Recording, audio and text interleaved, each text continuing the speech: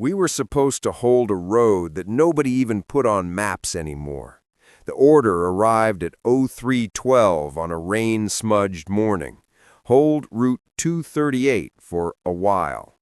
It was a secondary two-lane ribbon of tar and potholes that threaded between rice paddies and scrub, barely wide enough for a supply truck and a prayer. The higher-ups called it insignificant. The Battalion S3 called it temporary. The colonel, who never liked to move without a coffee stain on his collar, said, "You're there until further notice." That was the language of eternity in the field. I was the platoon leader, 2nd Lieutenant Michael Harris, fresh from advanced infantry school, 27, with a hairline full of doctrine and a pocket of untested certainties. We were Company B, 2nd Battalion, 5th Infantry, a unit that had seen more camouflage than applause. Our platoon had 24 men fit for movement at that hour, 2 M60s, 3 Jeeps, and 1 medium truck that had a habit of catching its own reflection and refusing to start. Why did this little road matter? At 0230, a radio traffic jam upstream in the brigade net told us what no map could.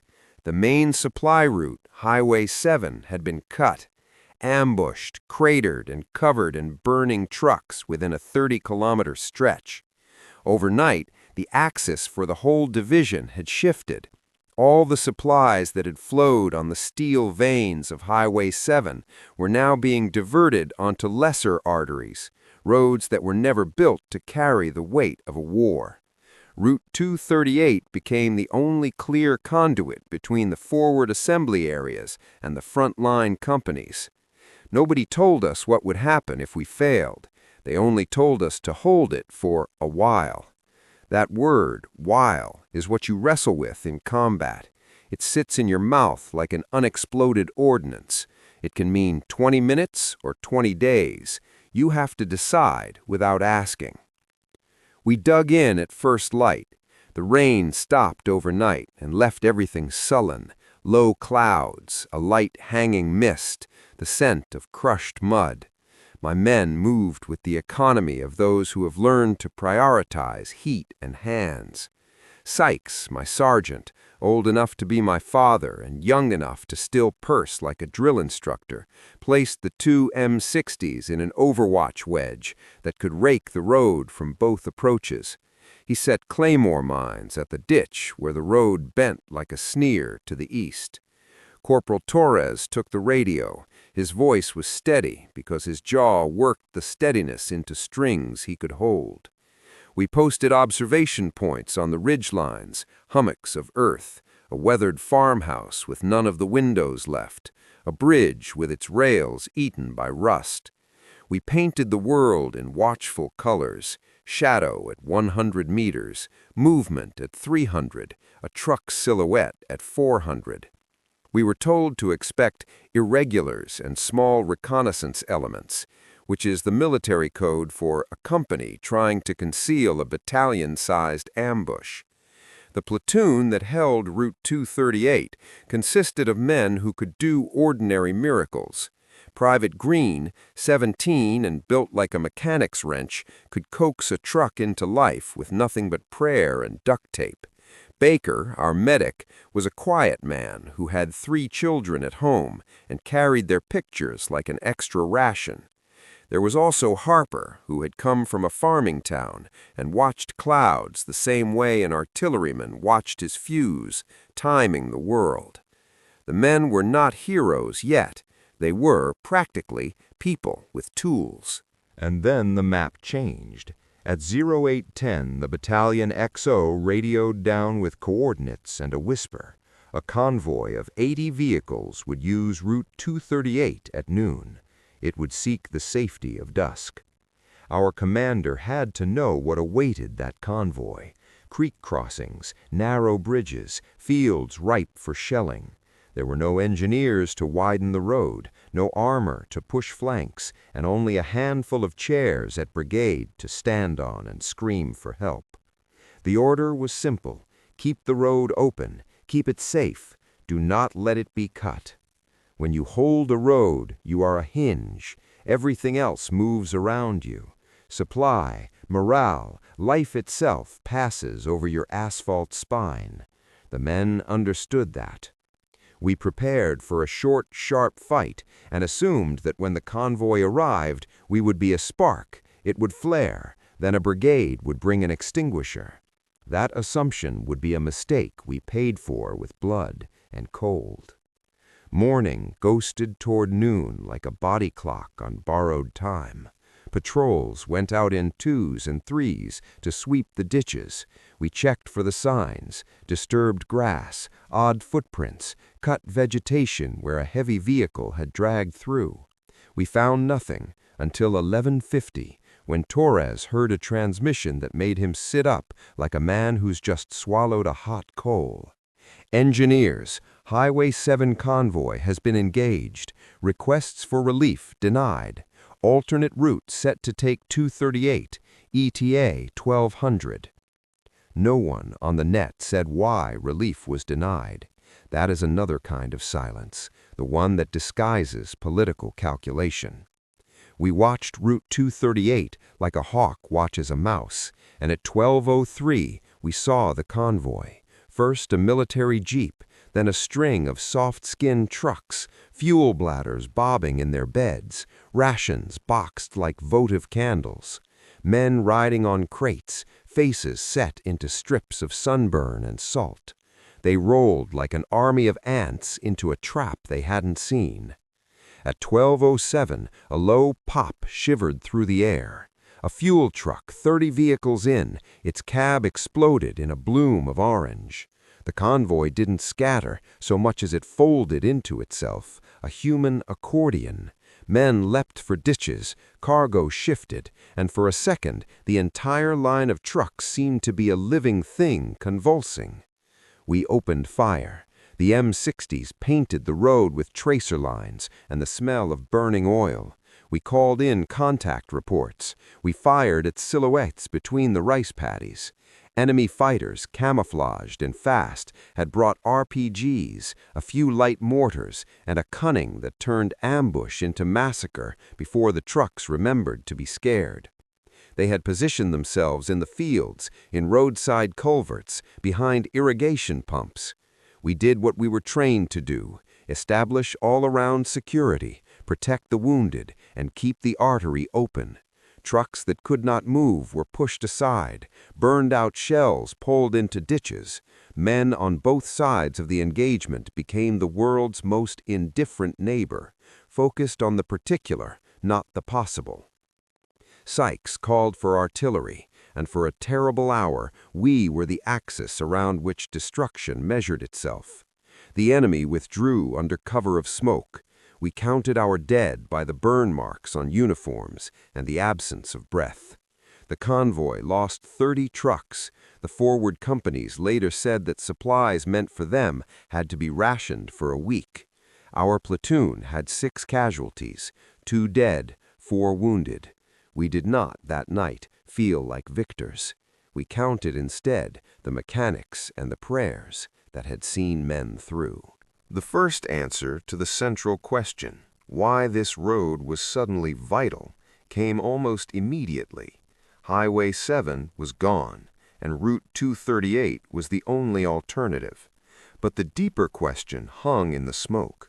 Why had the convoy been allowed to move without armored escort? Why had engineers and fire support been withheld when everyone knew Highway 7 could be lethal? There was the smell of orders and of men farther up the chain making calculations that did not look like soldiers' hearts. After the convoy was routed and its survivors patched together, the higher-ups promised reinforcements within 6 hours. Reinforcements arrived 2 days later. The lag became an uncomfortable conversation. In the meantime, the road was ours to hold, and so we held it with a stubbornness that did not consult policy. Men set up sleeping shifts, rationed water, and learned to scavenge parts from broken trucks to shore up our own vehicles. We learned to interpret silence on the radio as deliberate omission. our assumptions about relief, about the predictable tempo of war, about the incompetence of the enemy if you could just see them, began to break down.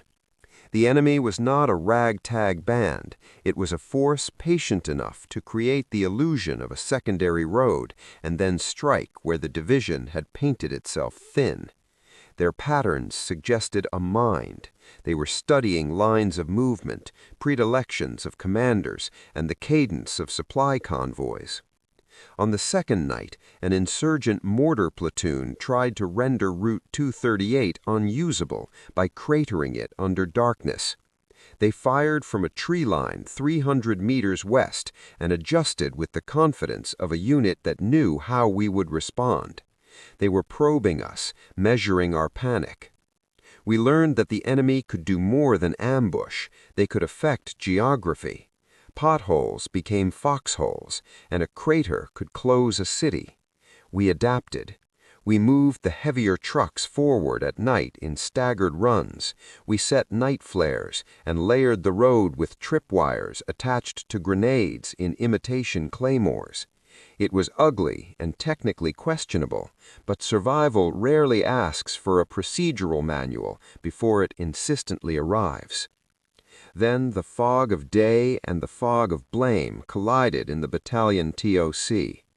The battalion commander, Colonel Jensen, arrived on the fourth day with a staff that smelled of fear and coffee. He demanded an explanation for why the road still showed signs of enemy influence. He wanted named culprits and a plan. He wanted, like every man who inherits a problem, a neat solution. We gave him what we had: patrol reports, the 5 dead, the fuel losses, the positions where the enemy had struck. Jensen listened through a face that was an operating room curtain, impassive, professional, but not immune to the arithmetic of lives. He pulled the map toward his magnifying gaze and asked the question that makes subordinates shrink. Why was this convoy sent without armor? That question went up the chain like a heat-seeking missile. The answer slid down like an ice cube. Command hesitation at brigade, awaiting political clearance. Translation: someone had decided not to escalate engagement because of potential fallout in the media, civilian casualties, or logistical optics. The higher-ups' calculus was that losing supply was preferable to a shootout that might attract attention. In the cold calculus of management, supplies can be replaced, headlines cannot. That was the moment the human cost joined the strategic. We were not only holding a road, we were holding the consequences of decisions made in clean offices with good coffee and poor imagination. The platoon began to feel like the receiving end of calculus. I began to wonder what a while had meant in their minds. For me, it meant until they chose to commit resources. For them, command and staff, it meant until the optics could be managed. And for the men in the trucks, who had families and names, a while was 12 minutes of ignition and the taste of diesel in their throat. Through the next week, we became the artery's janitors. We patched holes with whatever metal we could pry. We rerouted convoys around craters, and we taught the drivers to avoid certain stretch marks in the asphalt that always seemed to attract IEDs. We started to use local intelligence, farmers who knew the rice paddies, truckers who had been on these roads all their lives. Those people charged a price you could measure in trust: food, cigarettes, small favors. They taught us that the enemy had an informant, someone who knew the convoy schedules and the change in routes as soon as the orders came down. You cannot hold territory if your map is written on wax. The micro-hooks kept arriving like a machine gun staccato, a radar ping that turned out to be a flock of birds, a vehicle approaching at dawn that proved to be a civilian pickup trying to flee, a flare dropping behind us at night that indicated an enemy re-enlistment of positions. That pattern of small shocks kept the narrative taut. Each new threat peeled back another assumption: that the enemy was impulsive, that reinforcements would come in time, that we could hold the road with our current doctrine. On day 12, the enemy attempted a calculated assault at pre-dawn. They crossed the road with what looked like an infantry platoon supported by a technical, a pickup with a machine gun mounted in the bed. They hit our eastern flank and tried to roll us, using the cover of tall sugarcane. The assault was meant to take the road and set it ablaze, to make it unusable without engineering effort. We were asleep in shifts, 10 men resting, 14 standing watch. The first round woke us like the slamming of a fate door. We lost the eastern post early, and for a terrible minute I thought the road had given us up. We rushed into a firefight that was messy and honest. We called for artillery, but the fire missions required coordinates and time. Grenades arc out human emotion faster than calculators agree to authorize death. The fight was close. Men I had learned to know, names, habits, how to get them to laugh, let out sounds that were not their private voices. We pushed back by inches, by fragmented orders, by the stubbornness of men defending a thing with no glamour but gravitas, a lane for food and fuel. Sykes was wounded, but alive. Baker worked with the calmness of someone stitching time back into sewn-up people. Green drove a supply truck past a burning husk and kept going until the engine coughed and died. We lost another man that day, Private Ellis, shot while trying to recover a wounded driver. We held, barely. The assault taught us that the enemy was not only capable, but adaptive. They had reconnoitered our shifts, probed our flanks, and timed their move against the sleepiness that human bodies know at 3 in the morning. It told us that holding a road was not a static posture, but a dynamic negotiation with the man across the wire who had no intention of following the rules. Weeks merged into a measure of persistence. The convoy schedule shifted to nights and staggered times. We learned to create decoy convoys, empty trucks slung with sandbags and hope to draw fire and reveal the enemy's teeth. We began to understand the larger pattern. Every time the command sent a massive cargo convoy, some absence of will or defense, opened like a wound for the enemy to make their teeth visible. They were not foolish. They had realized that the division's supply line was a nervous system, and you could paralyze it by severing a nerve. The main question, the one the audience would keep chasing, was not merely how a platoon could hold a road, but why the higher echelons left that decision to a handful of men in damp foxholes. Our story became a slow unspooling. The strategic consequences of losing Route 238 trickled back to influence battalion and brigade operations, shaping offensive pauses, casualty increases, and strain on morale. Reinforcements were tied up elsewhere. Political calculus stifled decisive action. A division that should have been mobile was reduced to an anatomy lesson in logistics. On the 21st day, a senior press reporter, an embedded journalist with a nose for narrative, rolled through in a vehicle that still had functioning lights. He had heard of Route 238. He asked the right questions in the wrong bed of subtext. He wanted names, dates, and faces. He wanted to understand how a road became a front line. After his column appeared, clean, hard, not sensational, the higher-ups did what dignified bureaucracies do when faced with headlines. They moved resources. Armor that had been promised weeks earlier finally arrived, blunt and loud and angry. M48 tanks that ground down the road like the mail of war. The tanks made the difference. When armor can sit on a road, the enemy has to make a choice. Fight the invulnerable or withdraw. They withdrew, in small gestures at first, then as a force that realized its calculus had shifted. With the tanks and a proper engineering unit to fix craters, the convoys could run with relative safety. The logistics line stabilized. But stabilization does not erase cost. After the fighting, the aftershocks were bureaucratic fevers. Investigations, hearings, pen and paper tribunals. Men were called to testify. The colonel wanted scapegoats, staff wanted excuses. Contractors with too many fingers in the bureaucracy explained delays with supply chain leakage and red tape. The battalion adjutant spoke of ambiguous orders. Someone, somewhere, had decided that the risk of casualties was preferable to a public spectacle. That told me something I would not have wanted to know. Often, war is a negotiation between the stomach and the face. Decisions are made to preserve the public image at the expense of private lives. We conducted our own accounting. We kept a ledger of lives lost and supplies destroyed. We noted the names of men who died while waiting for resources that arrived in the nick of political embarrassment. The father of Private Ellis came to the base on day 30 and asked for his son's helmet. He did not yell, he simply wanted the thing that would tell him his son had been real.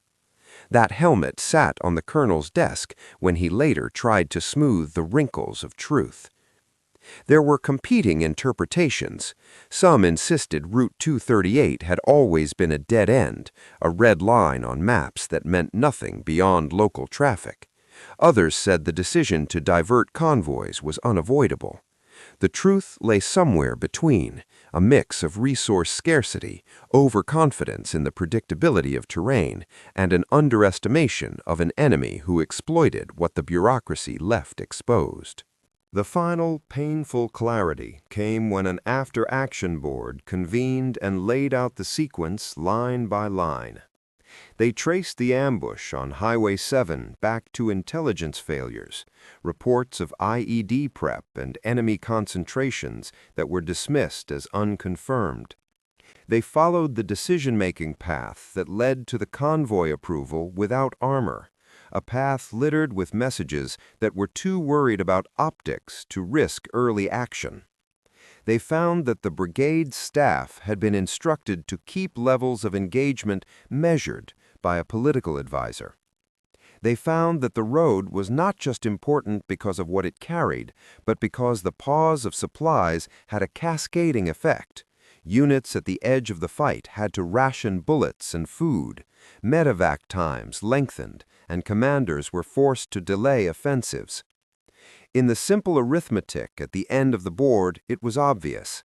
The road mattered because it kept people alive. It was cut because someone chose not to use the necessary tools to keep it open. And it was held because a handful of men decided to turn their fear into action and refused to let the flow stop. We did not emerge a week later into parades and medals. Some awards were given, but medals cannot speak the private portion of sacrifice. We buried 2 men with full honors and a hollow silence. We met the veterans who would carry the road like a brand. The platoon was smaller by a handful of souls and larger by a reputation that arrived like an unfinished salute. What changed after Route 238? The division rewired its doctrine on diversion routes. Logistics officers were forced to be less timid about escorting convoys. There was a new policy. Any alternate route that would carry more than 40 wheeled vehicles required armored escort and an engineering team. That policy did not bring back Private Ellis, but it did prevent, in future operations, the kind of decision that treats supply as an afterthought. But there is another lesson that did not appear in white paper. The men we relied on, drivers, medics, farmers who pointed out the enemy's holes, were the quiet arteries of wartime reality. When command tries to sanitize war into neat boxes, it erases an essential thing. War is maintained by people who will not consult the manual when the manual would lead to death. The platoon that held Route 238 was proof that the gritty, improvisational will of troops on the ground could, for a time, replace strategic neglect. It was a heroism that had the smell of engine oil and the stubbornness of men who could not look away from what they knew was right. There were moral consequences. The higher-ups wanted stories that fit a tidy narrative. The enemy was cunning but ultimately repelled. We learned, we adapted. But under the polished desktop version lurked an uglier truth. The cost of political caution is often paid in minutes on the ground, where a while stretches into lumbering catastrophe. The real tragedy was not that Route 238 was attacked. The tragedy was that those attacks were survivable if the system had prioritized protection over presentation. Toward the end, the question of blame became less abstract and more personal. The colonel, whose office had been the place where the phrase "for a while" was administratively blessed, looked less like an authority figure and more like a man carrying the bulging weight of a ledger with human entries. He did not flee the consequences. He adjusted policy and sat in meetings where men he had lost checked him with looks that had nothing to do with rank. The system changed, one policy, one order at a time, but the men who had been there on Route 238 carried the memory in ways a map could not measure. In the final accounting, when the after-action board published a report and the public moved on to another headline, an answer arrived. The road became crucial because the main route was destroyed and the system diverted everything through the only remaining artery. The convoy was allowed to proceed without proper escort because political caution and miscommunication at brigade level overruled military prudence. The platoon held the road because the men on it decided that no order from a desk would substitute for the will to keep supplies flowing. In plain language, the problem was not the road. It was the choice to under-resource it at a moment when it mattered most. The simplest explanation is the hardest to bear. Somewhere up the ladder, someone decided that optics mattered more than lives, and we paid with blood. We still patrol Route 238 occasionally, years later, when traces of that conflict linger in the soil. The road looks ordinary now, smoothed, patched, carrying local traffic. You would not know that for a month it was the spine that kept a division fed. You would not see the names etched into the dirt. But if you stand at dawn, when mist sits low on the fields, you can imagine men with cold hands and hot coffee, listening to the world for the exact moment it would choose to end them. Private Ellis's mother wrote me later. She asked only one question, something that bureaucrats never think to ask. Did he know why he was asked to hold the road?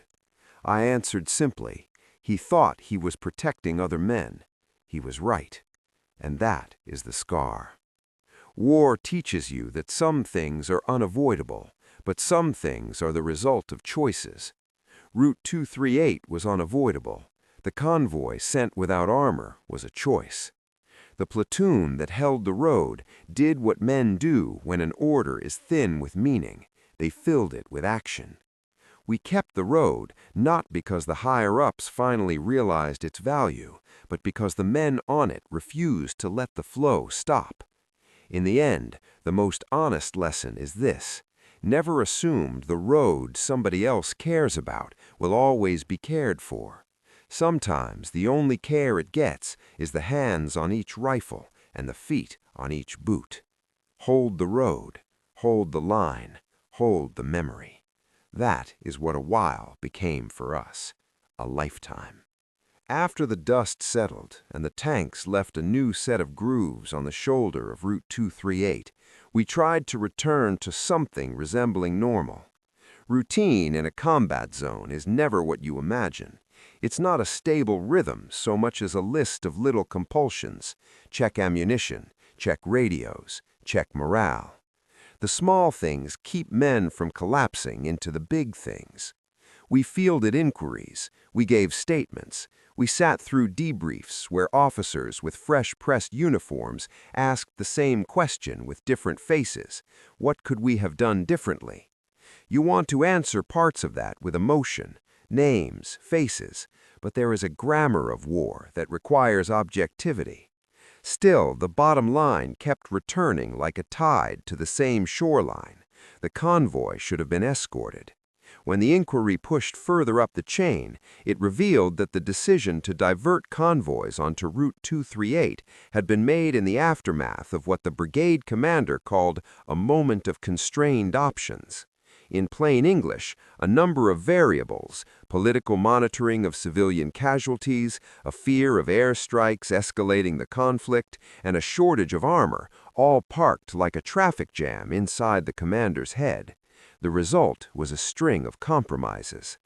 The convoy was given a green light with a caveat: minimal engagement.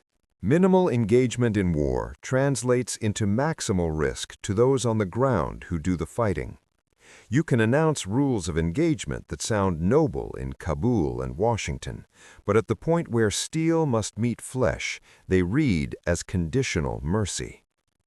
The trucks rolled because someone assumed mercy would be preserved by will rather than force. We were told later that certain political observers were present on the logbook for that period. Their names stayed in print and off the field. They favored measured responses to avoid headlines.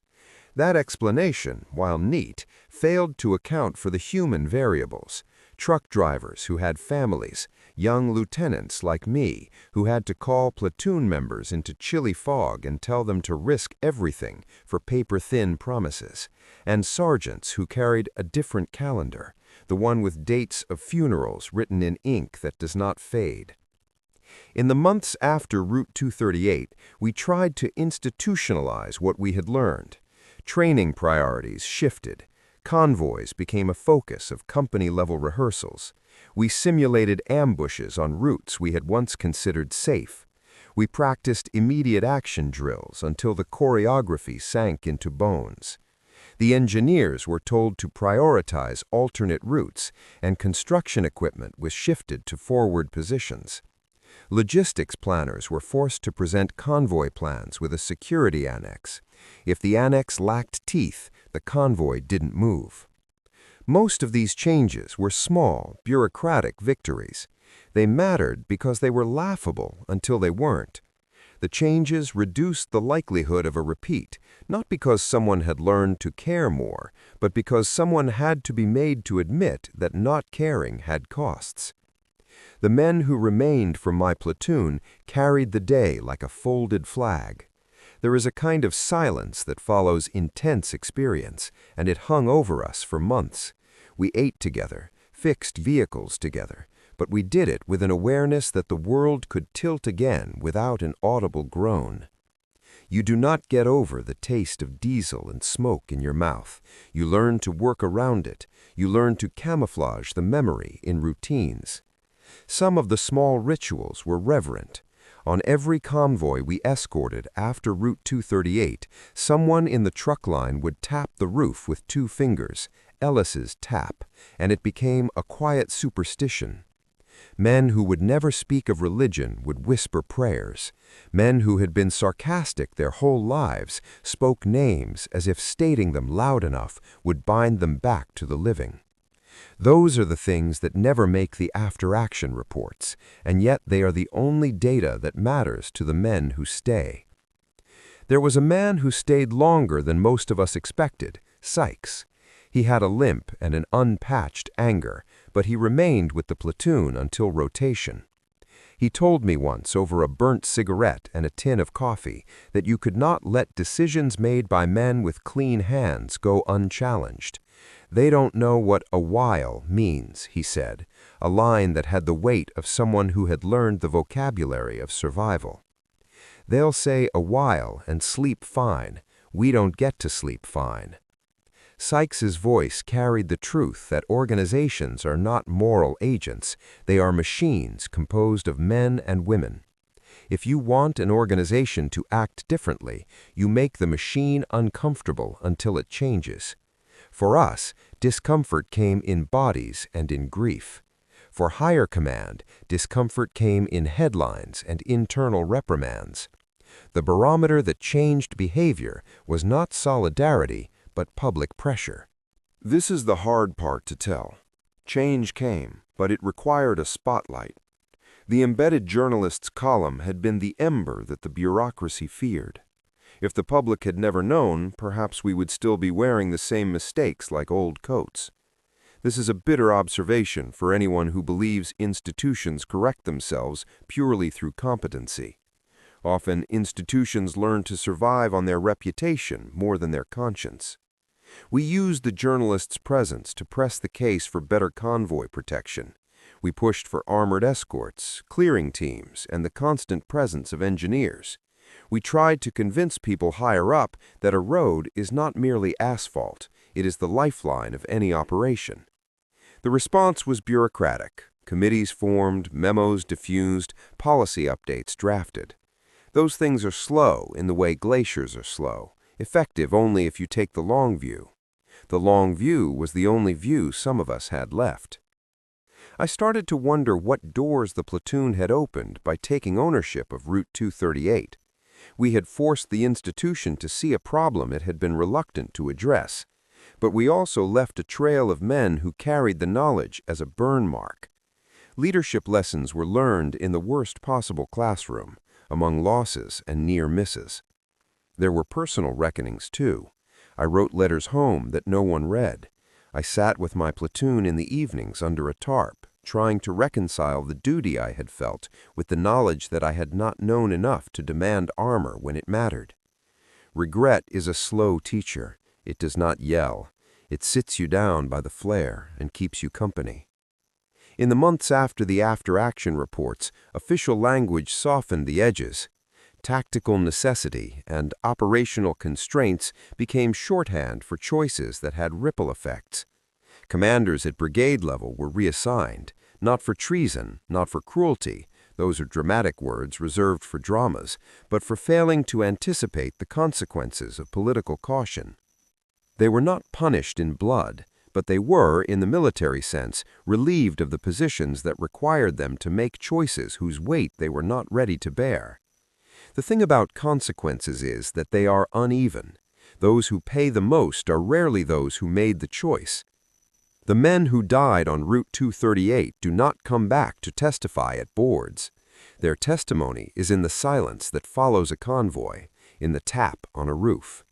That silence accrues into a culture. That culture, in time, produces different choices. There was a moment nearly a year later when I was sitting in a convoy that moved along a rebuilt section of Route 238. The road was smoother and lined with drainage ditches that engineers had installed.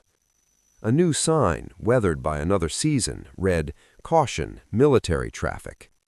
I watched the drivers. They were steadier now. Women and children waved from houses that had not been there when the war's teeth were sharpest.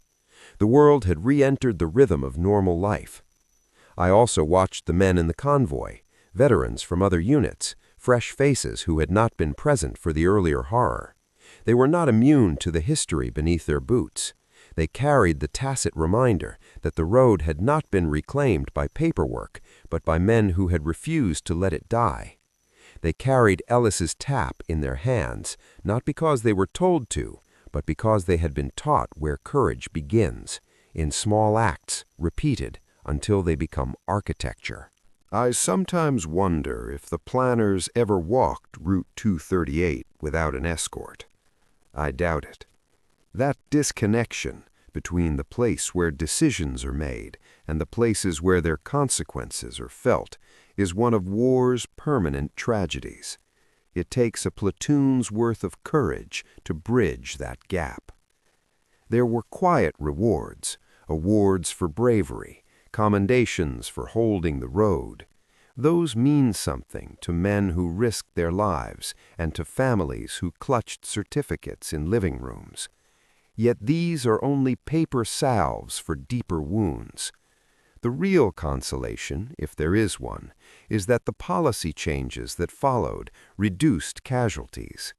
The road became less a symbol of failure and more of resilience. If the narrative has an antagonist, it is not a person with a name, but a system whose fog of deliberation can disguise human consequences.